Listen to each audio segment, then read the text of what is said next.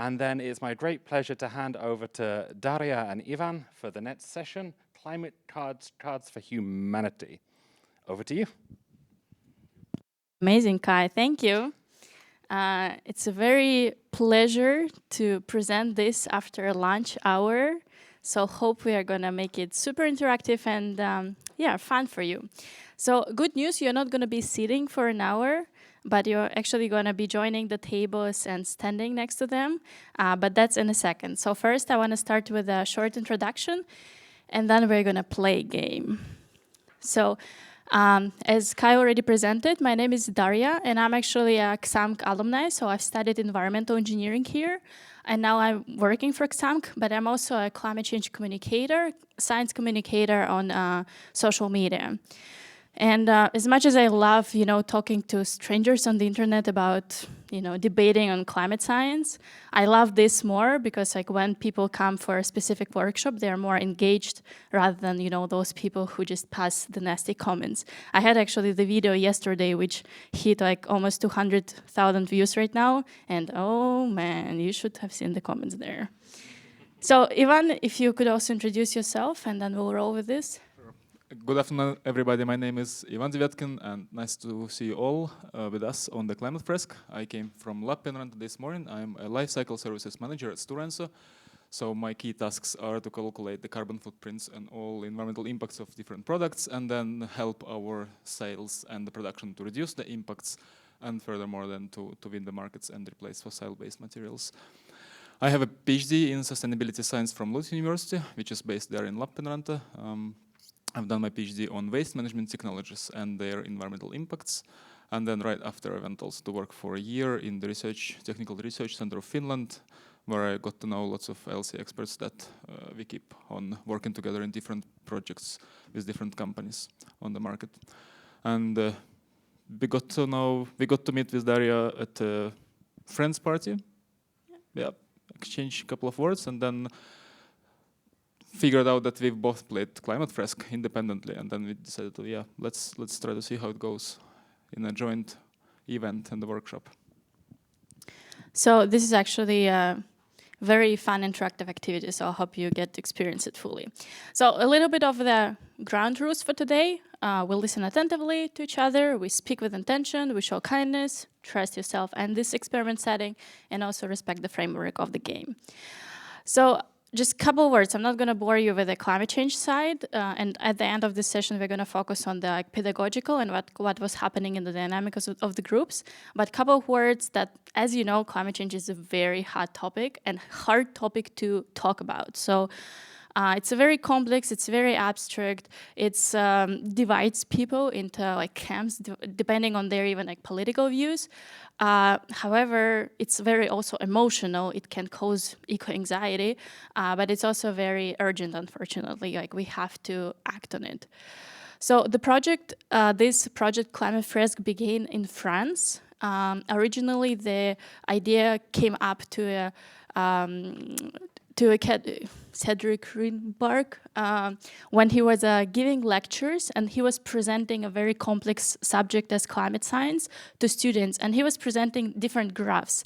And then he realized that actually it could be interactive and it could be a nice way to engage students into this very complex topic. So that's how the cards were developed, simplified, and now the cards can be pretty much used even playing with average laymen on the streets, just a general public. So there is the whole community around it, and now this game has been played by more than 1.5 million people and has a very nice pedagogical framework behind it. So what makes Climate Fresk special? Just a couple words. We can also discuss at the end. It's visual, fun, creative, made in the group, and of course you can feel something. I guess we all agree that after COVID years, it's kind of lame to join another Zoom for another workshop. So getting people together, getting students to actually hold some cards physically, you're going to experience it today as well. It's actually fun, even as simple as that, So all the cards are based on the scientific knowledge that's available to scientists to date. This is based on the IPCC reports. IPCC is an intergovernmental panel on climate change, which was established by the UN, and they are doing the assessments of all the current science. So this is based on their reports. So we are pursuing, usually in this sort of settings, several goals. Decrypt the messaging, decrypt some sort of knowledge and translate it into simple manner to participants, discuss also emotions, and then of course trigger action, because at the end of the day, you don't want to just them, passive listeners. Like, you actually want, let it be students, or again, if you're hosting these sort of workshops in the events, you want some sort of action to be happening afterwards. So these are the outcomes that are, hopefully achieved also by the end of this session, that you learned something new, that you had a good time, that you want to take action, and like you feel maybe even united as a small team as you will be today. So if you want to host similar workshops, it's quite simple. You just need a set of cards. You need a, in the previous session, we were talking about teacher as a coach, but today it's a teacher as a facilitator. So we're not here to preach, we're here to guide through the process. It's so accessible to all public, and usually in the normal setting, they're advising to host this workshop for 3 hours. Gosh, we don't have this much amount of time today, so you're lucky to only experience it for an hour today. So there would be 4 phases. So we'll be giving you cards to build up on. There would be several rounds. Don't look at the time. These are for the 3-hour session. And then we're also going to have some debriefing session. So I invite you to the tables. Ivan will be helping to facilitate these 2 tables, and I will be facilitating these 2 tables. The work will be happening independently, but following the same structure. So feel free to pick up a colleague or maybe a person you haven't interacted with and join the table. I'm not sure how many of you are here, so it's 6, 9, 10, maybe around 15. So yeah, let's make like some even groups. I trust in your group intelligence, to figure out, yeah.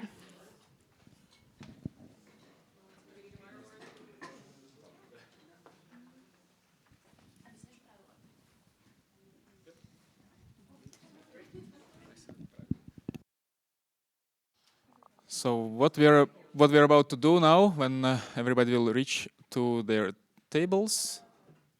Yeah, just pick freely that table over there. There are 4 tables all over. Yeah, so 4 to 5 people, I guess, per table. Somebody can come over here. 4, yeah, yeah. You can try to sit, but I tell you that most likely you'll need to just walk around, as we'll give you the cards that you will need to discuss and then place around the table. You can take a break after lunch. It might be hard to be standing for an hour, but then eventually I guess you'll need to get up. So yes, 4, 4, 4, 3. Yep, I think that's a nice setup. So me and Daria, for now, we will be moderating and facilitating the game. You will be given 5 sets of cards, and we will give you 5 minutes for the first set. I think then 10 minutes second, 10 minutes so on, and then we'll check. We might cut it short because there is not enough time. The only idea of the whole game is for you to arrange the cards in the cause and consequence relationship. So where it all starts, what's the next, and what's the next, and what's the next. And you'll be thinking about this through the prism of the climate science. What I've understood that you are all teaching different topic subjects, so you don't need to be a climate expert for this game as well. So you can just participate as a citizen. So I think that's clear. So 5 sets of cards. You arrange them in the cause and consequence. We are here with Daria to, for advice. You can ask for help, but it's more about how you interact with each other, discuss, and arrange them. So let's start with the first set of cards.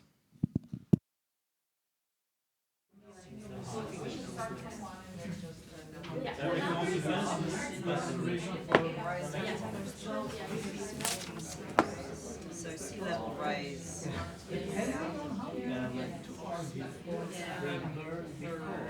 CO2 emissions. What happens is the sun radiates heat to the planet, and then the heat is reflected. And when it's reflected, Because here it says rise, so that's why we have that. if you think about the different kinds of ice, there is the water, and it has ice as well. If you have an ice cube in the glass, and it melts, it doesn't taste the water. But when ice is on the ground, and then when it melts, it runs off, and then it adds on the mouth. That's why exactly the mess in sea ice doesn't have this. But We're nearing an ice age, so we have to warm the what that we can protect against an ice age instead. That the global cooling is actual. So this is the global cooling will also come over there, so it's going to be also part of this. because and once again, I honestly don't really fully know this. It has for a very long time. There was a fairly famous article in one of the biggest newspapers saying that we should fight everyone in the Swedish driving range or official capacities and just hire Finns. Not your government, but Finns. No, and gently move Swedes back into a controlling role over the decades. We should just skip our entire official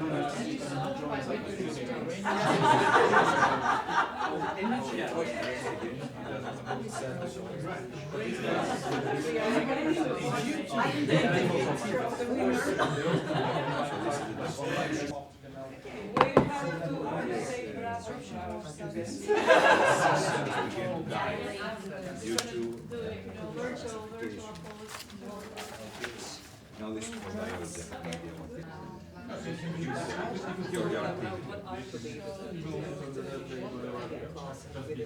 Yes. So we can have how many hours of Yeah. biology. Story. So I'm not a biologist. But I will come down towards that massively counter argument for the sake of the game and say that how much something is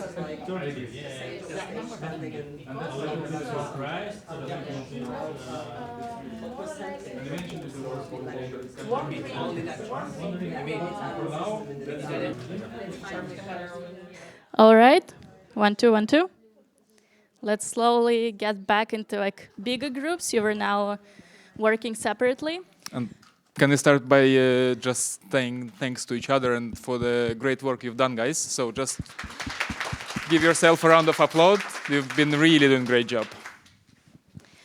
So there was a lot going on, and as I mentioned, the original game, how they are suggesting you to have it is for 3 hours. So obviously we didn't have all the time, and some conversations might have felt rushed, but I hope you had a good touch of the game and how it could play out.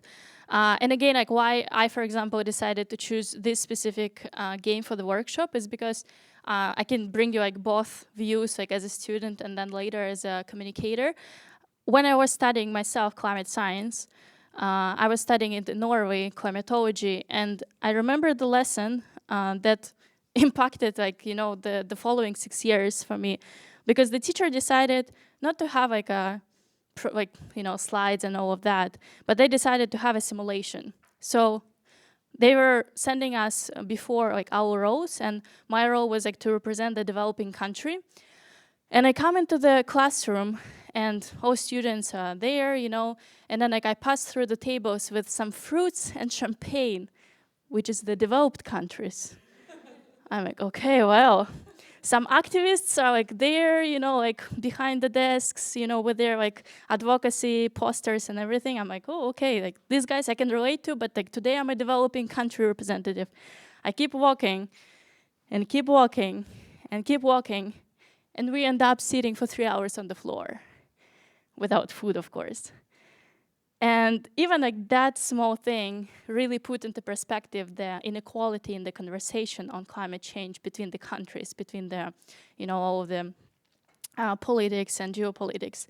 And then through the whole 3 hours, we were not playing this specific game, but we were doing it a little bit like on a more engineering level of trying to change the temperature and trying to agree with each other on like how to change the temperature, like what sort of methods or solutions we should be doing.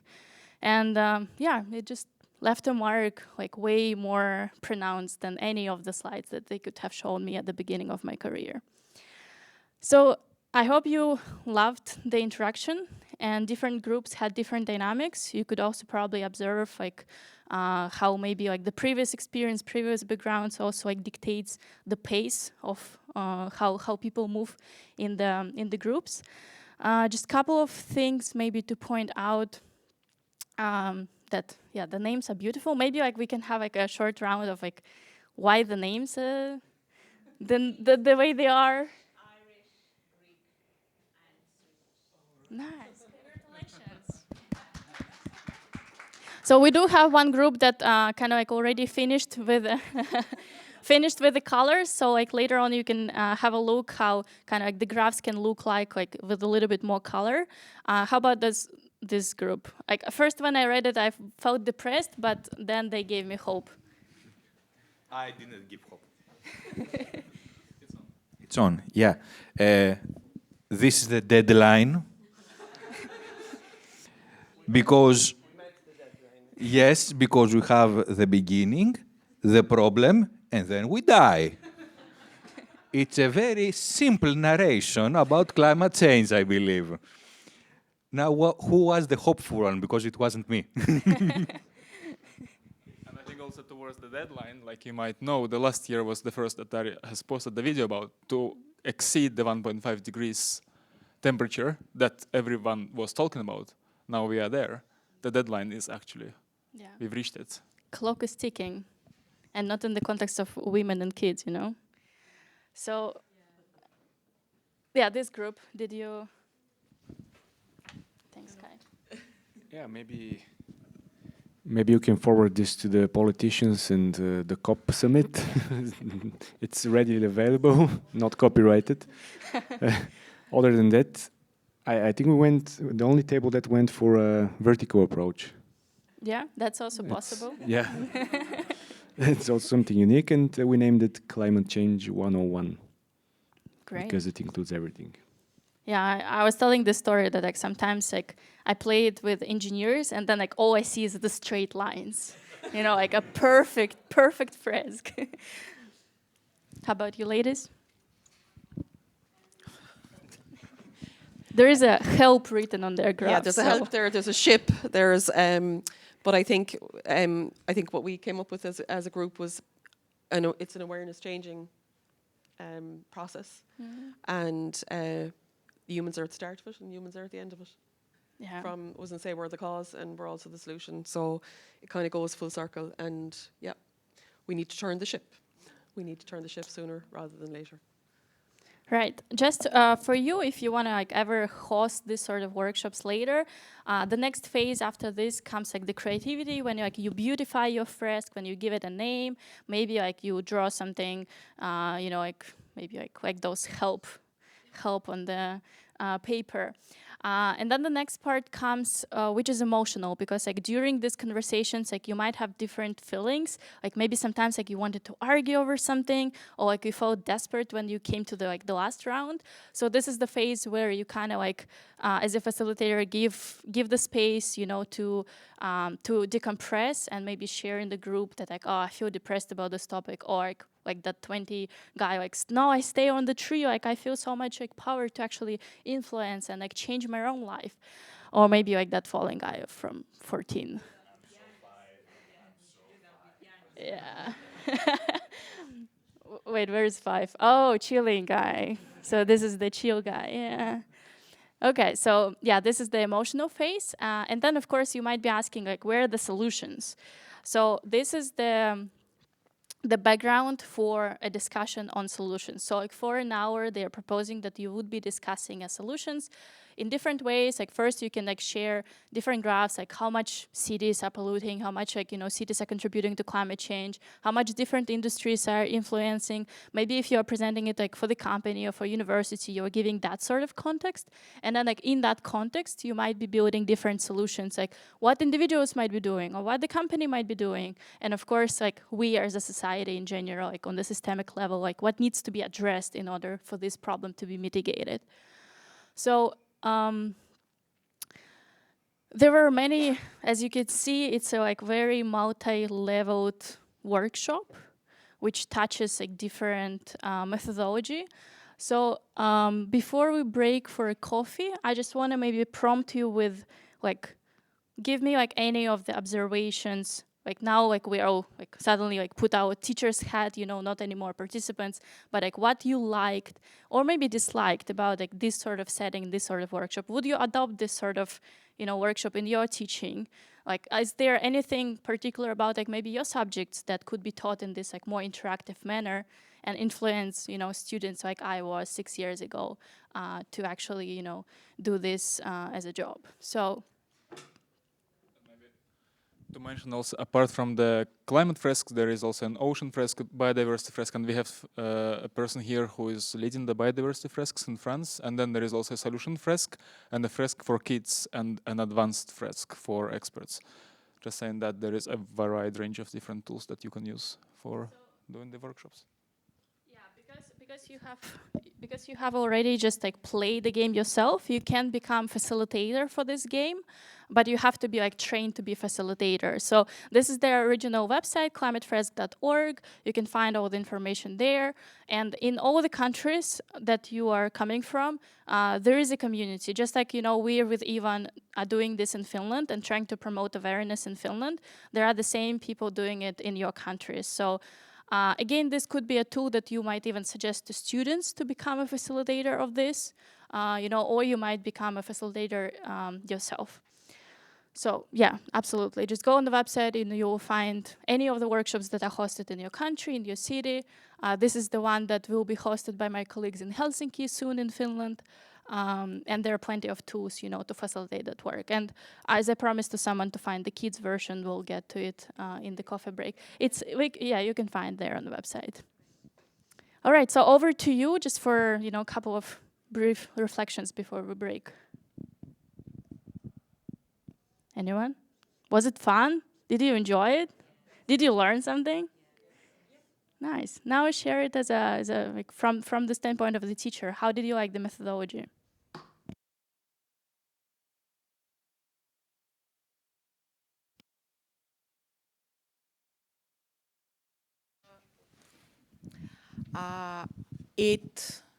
It will include the students without even their knowledge that they are included into thinking. It gives them a point from where they can start rethink of things that they have probably never thought of. So in my point of view, it's a very good way to present even a difficult discipline knowledge, because it will make it a little bit more easy for understanding. So it's a very good way of teaching and education.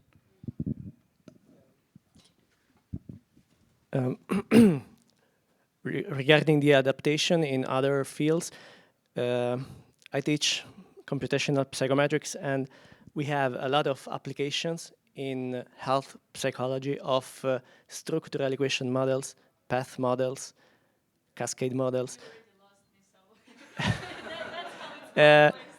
All models in which you try to estimate how human well-being, mental health is achieved through a plethora of causes and consequences. So you must think logically, analytically, you must be able to arrange logical hypotheses and, of course, also to test them. But I think that as we were discussing before, the rationale of ordering cause and effect is not something that it's to be taken for granted. It's really important to be studied, and allowing these students to test more hypotheses visually, to draw lines, also to learn the importance of different type of lines, reversible, irreversible, direct, indirect, bidirectional, cycling, latent stuff. So it's really applicable applicable in my context, for example, and it's really nice. It all started with just like a dude presenting different graphs to his students and then figuring out like, wait, it could be like way more fun. So maybe you can become, you know. Looking at the time and Kai, that probably we should break for a coffee. Thank you so much for welcoming us with Ivan today to host this amazing workshop for you. I hope you really, yeah, for me personally, I hope that it also like influenced your thinking that like we're not only here to present this from the methodological perspective, but also of course like I'm invested in climate change. So like I hope you also found any links to your personal life and maybe your careers, how this could be addressed, because we need everyone in this fight. Just want to say thanks for the active participation. It's been really nice to engage in all the discussions, especially the climate deniers who've been challenging, and I think it's just perfect. So thanks a lot. Thank you.